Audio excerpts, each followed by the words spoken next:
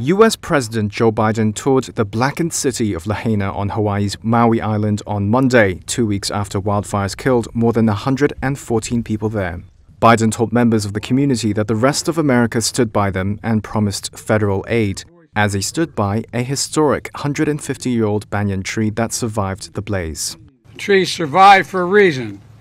I believe it's a very powerful symbol of what we can and will do to get through this crisis. And for as long as it takes, we're going to be with you. The whole country will be with you. While the firestorm that raged on the island has abated, officials believe that around 850 people are still missing.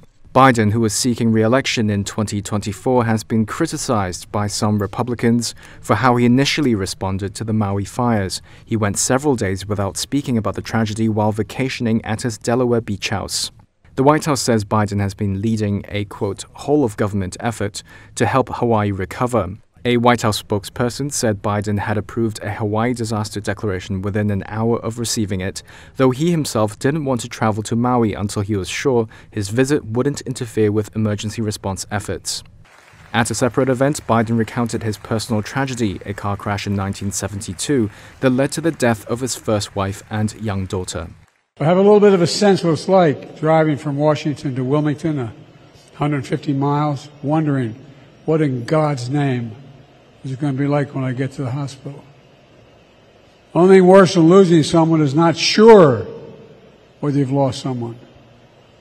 Not sure whether my heart goes out to you, Jill and I, it aches for you, those of you who are trying to determine whether or not the person who is missing and unaccounted for reasons that are devastating. After heartfelt speeches from local leaders, there was traditional music to round out the president's visit to Hawaii. The state's governor thanked Biden for his help and praised a response with what he called unprecedented speed. But for those with their feet in the ashen ruins, there's hope a presidential visit is just the beginning. I'm happy for the Biden visit, but what happens after this and what happens next? We're all watching. The world is watching.